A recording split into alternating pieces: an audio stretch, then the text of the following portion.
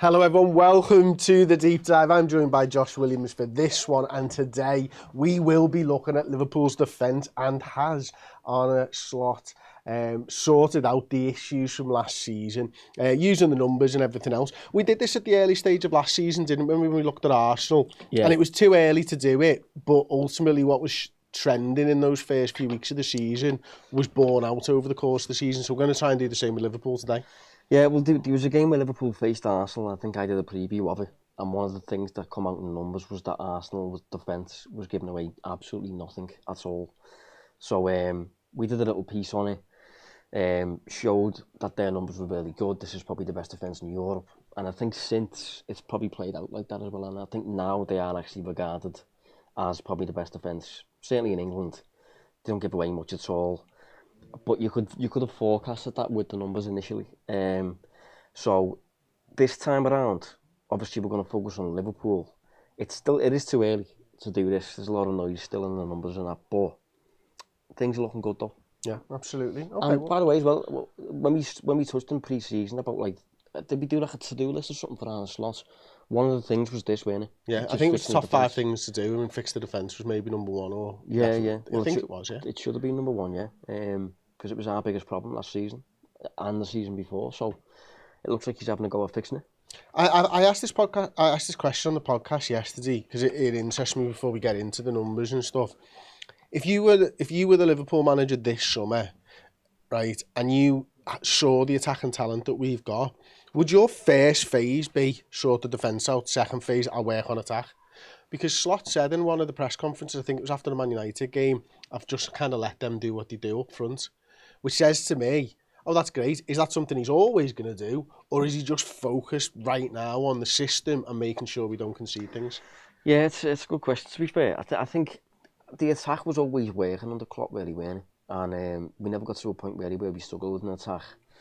And the dynamic of it, where you've got wide forwards cutting inside here, that's generally what you want anyway. That's a good thing. So I can understand what he means when he says that. I think the biggest help that we needed was in the build-up phase, weren't it? And that's what he's kind of looked to tackle. But I think looking at Liverpool last season, I don't think it would have been a case of looking at the individuals and thinking, right, I'm going to focus on the defence. I think it's more looking at Liverpool performances and even the numbers behind the season last term. You know, defensively, we weren't good enough to win a title. We were title-winning good in attack, but about top 4 good in the defence. And I think that was what needed fixing. But I've always said, like I've always maintained, I think a lot of that fix comes with how you use the ball a bit more sensibly compared to last season, where the attack was boss because we were trying loads. Because we were trying loads, we were getting done, going the other way. Absolutely. Okay then. So let's take a look at some of the defensive numbers from last term first of all, I suppose, isn't it? Yeah. So this is shots faced per match. So yeah, this is shots faced per match in the Premier League only last season, and that is excluding the teams that got relegated. Yeah. So Burnley, Luton, who's the other team? I don't know, I wasn't thinking about it. There was another team that went down. It was the other one that came up, wasn't it? Yeah. But they're not visualised anyway. But as you can see... I'm guessing they were quite high numbers.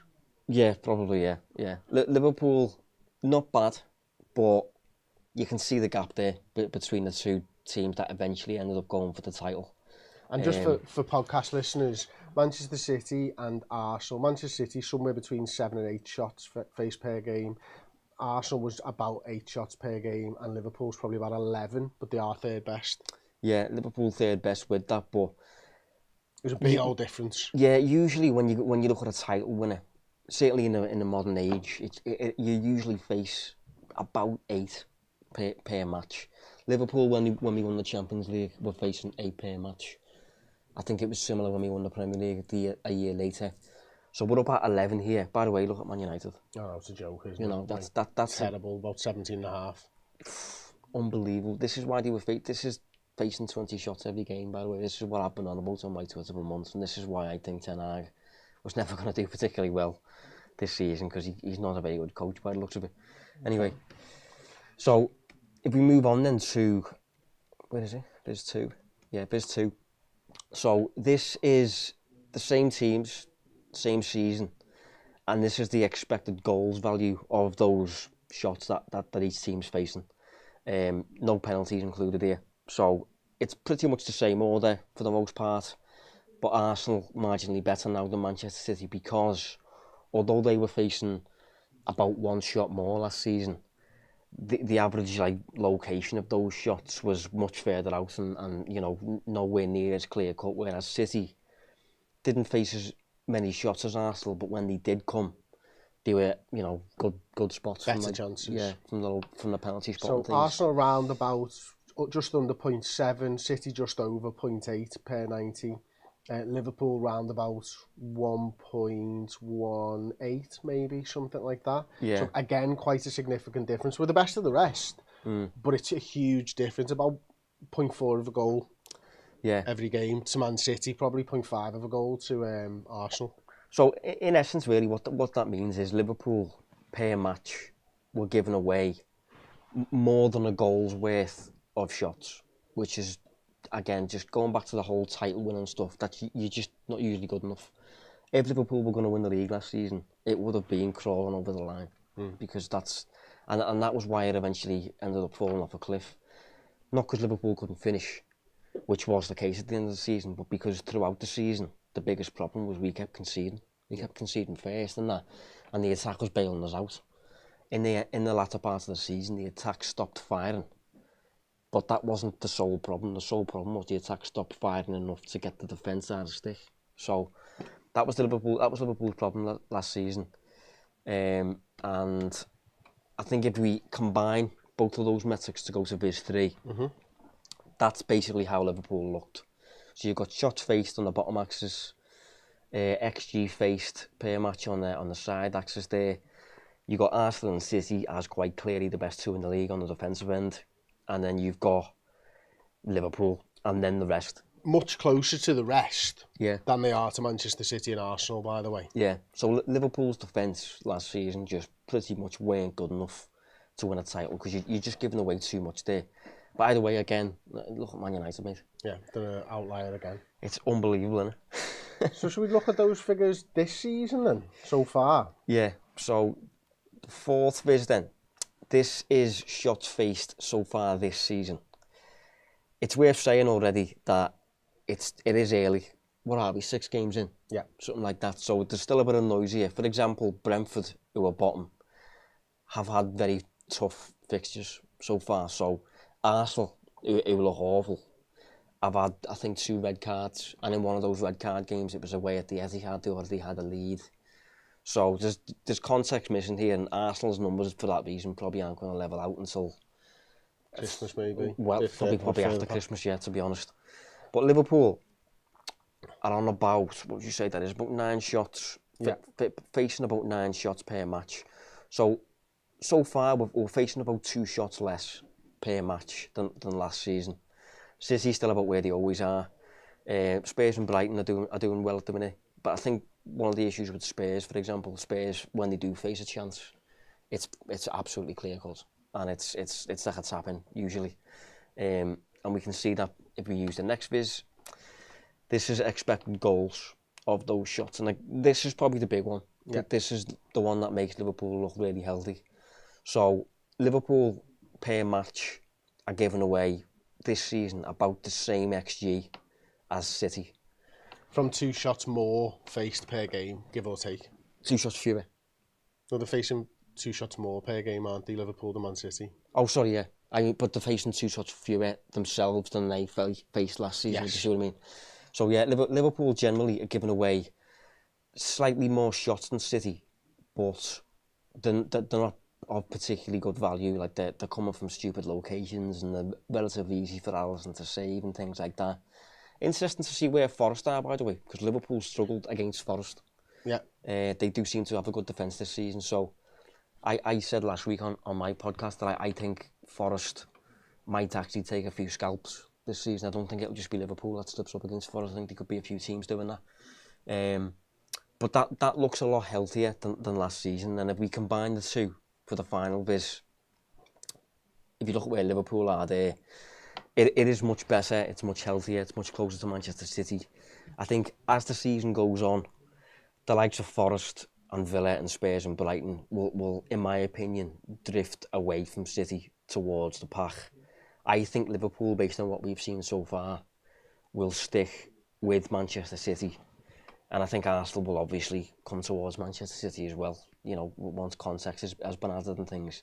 But I think the overall point is that Liverpool's defence this season does look a lot better. Now, fixtures is obviously a thing. We haven't faced anyone particularly great yet. But even so, I think just watching Liverpool, I do think we look a lot more just secure, just a lot steadier, a lot less mad, a lot less all over the place. So I think by the end of the season, Liverpool will have a defence that is potentially title-winning good, to be honest. Well, that's it, isn't it? I think, listen, I wouldn't be surprised with that last fizz there, if we could bring it back up on the screen, please, Aaron, that Manchester City actually moved slightly closer to us as well. Yeah, Because yeah. you've mentioned us moving to them and Arsenal moving to them, but with the likes of Rodri being out for the full year and stuff, I expect that to shift slightly as well towards us, and I think that just makes us a title winning defence. And then you've got the other things to do, isn't it, which is get the attack firing and all that type of stuff. Yeah. But ultimately we are more solid right now. It looks like that because we're just not getting into these basketball games anymore. I mean, the goal, listen, we've had one defeat, it wasn't by a good side, but the goal was world class. Yeah. And from the XG type of things, doesn't go in very often at all. Well, exactly. From about there, weren't it? It Yeah. was from outside the box. And you're against Alisson, by the way. Ask him to do it again. Yeah. Do you know I'll what I tell you mean? what, Canate does something different as well, because I think his term was pathetic. Yeah, and the goal we conceded against Wolves is a complete gift. It's out of nothing. It's Liverpool giving a present to Wolves, basically. But what I think what's interesting, though, and mainly one of the reasons why I wanted to do this show today, is if you think of those two games, arguably Liverpool's two worst performances of the season, so Forest and Wolves. Yeah. In both of those games, right, it felt like Liverpool played really badly. And listen, I wouldn't disagree with that. I think they did. But in both of those games, they gave away, in terms of shots, still virtually nothing. Like Wolves had 8 shots, and their 8 shots worth a total of 0.6 XG. So not even one goal. And 0.4 of that was the goal. Yeah. Because it's St. Nori scoring from right here. So if you remove that, which was Kanate's gift, if Wolves don't create anything against Liverpool, and if you think of the Forest game, Forest didn't have a single shot, until I think the 55th minute. And obviously Hudson-Odoi scores, but it's from outside the box. So even when Liverpool are playing badly, they're still not giving away much at all. Yeah. So that's another one of the reasons why, in addition to the numbers, I think Liverpool will kind of keep this theme going throughout the season, to be honest.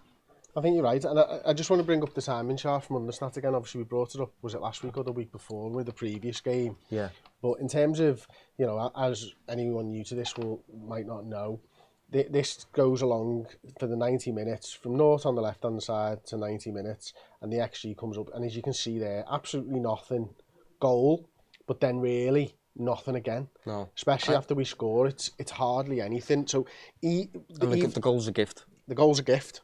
That's not created absolutely nothing throughout the game. But what I love about it, and it was the same last week, once we get that lead, we are not giving up opportunities for a team to get back into the game, are we? Well, so the numbers so far for the season, obviously the state of the game in terms of the scoreline has a massive impact on whether a team is attacking or defending more or whatever. So if we look specifically at the scorelines when it's tied, so when it's 0-0 or 1-1 or 2-2 or whatever, when both teams have, you know, roughly the same amount to play for, when the game is being tied in the Premier League this season, Liverpool have created 38 shots with about 6.3 expected goals. On the defensive side, we've faced only 16 with about 1.4 XG. So 38 to 16, 6.3 to 1.4. Yeah. So in other words, when the score's tied and the game is completely level, Liverpool are far better than their opponents. And last season, that was still the case, but just not as much. It wasn't as, you know, bigger variance. Yeah. It wasn't as complete as that. So I think what we're seeing this season is if teams do get to a point where they start having shots, like if you go back to Understat, it's probably worth getting up Liverpool's race map against Man United, just to have a look at that one. Yeah. Because Man United, we basically started facing shots against Man United when the game was won. The game was already over. Just move. I've just gone into the wrong one there, I think.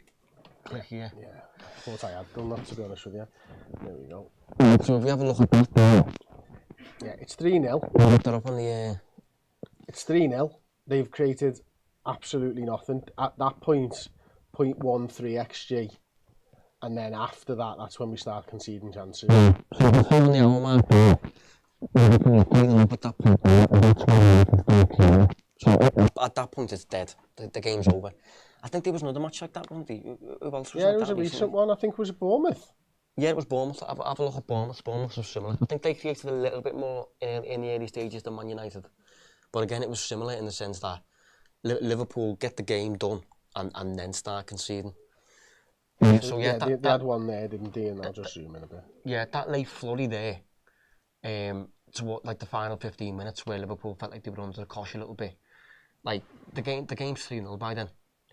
So what I'm saying is now, when the game's tied, when everything's to play for, Liverpool have a lot more control basically than they did last season. The defence looks a lot more watertight. Alisson's facing less. Or even. Yeah, we're getting cut open a lot less. Just much better. Absolutely. Which is And exactly it's not just down to the defence, is it? It is down to the way that we are building from the back. Yeah. It's not just down to off the ball, it's down to on the ball as well. But it's down to the press as well. Like I think what I've seen this season is we've been a lot more inclined to get to a point where you're just like that. We did that against Bournemouth, where you are to an extent letting them have the ball, and you're sitting in like that to the extent where you're so compact that there's no real way through, and you wait for them to force it with a pass or whatever, and when they force it and you regain the ball, then you pounce, and you get them on the break and things like that. But whereas, again, towards the back end of the clock, it felt like it was full throttle press for 90 minutes. Whereas now, you could almost put it down to conserving energy. Yeah, really. Absolutely. I mean, if there's an opportunity for Liverpool to do a high press or something, we're seeing that. We are seeing a high press at times, but we're so much quicker to get back into this shape. Yeah, aren't we? I think. Whereas we might give up a pressing situation higher up the pitch earlier now and just go, okay, fine, let's get back. That's what I mean. I think we're a lot more inclined to recognise, right, we're done here. You know, this is. We haven't got it. Yeah, this is not the time to jump, and then you'll get back in shape and then wait for that opportunity again. I think the balance with that is a lot better this season. So yeah, the whole when I say defence is improving, I don't specifically mean the four players at the back. The four at the back. I don't specifically mean sitting in a defence like that. I mean just everything, even to do with your high press, to do with how you attack, how you use the ball. Everything adds to the eventual product of how good you are from keeping the opposition away from your goal. And everything, I think Slot has focused on tweaking that more than anything. And we haven't had too many clean sheets so far. We've had 4 in all comps in total. But in no game have we conceded more than 1 goal, though, which is interesting. Obviously, in the coming weeks, we've got Chelsea, Leipzig, Arsenal, Brighton twice, Leverkusen, Villa. So we are going to be tested. But I think Liverpool, like last season, Liverpool in the Premier League conceded 42 goals. I think this season we should be aiming for 30. Yeah, sorry, I just think, I think it's just flipped around there, mate. There we go. Yeah, which would be 12 goals better than last season. With exactly the same players, by the way. Yeah, it's mad, isn't it? And that has been the focus. And as you say, Liverpool might have a title win in defence, and can they get everything else together? We'll find out. But the numbers so far at this early stage do suggest that we've changed our tune a little bit. Anyway, we're going over to redmenplus.com. We're actually going to sit in the same seats. We're going to be looking at a player focus this time around. I think Dominic Szoboszlai is an interesting target for this show. Mainly because... Target being the opposite word. Yeah, mainly because there are starting to be me rumblings from people in the YouTube comments and stuff like that. So we thought we'd do a little bit of a player focus on what he is doing, what's asked of him, what his responsibilities are in and out of possession. So a real deep dive into Dominic Szoboszlai on the next one. If you want to join us on redmenplus.com, we do have a code available, which is 50% off a monthly captain subscription. Use the code DEEP, DEEP, ends 31st midnight. Go to redmenplus.com, sign up and use the code DEEP. We'll be there in around about 10 minutes time. Cheers.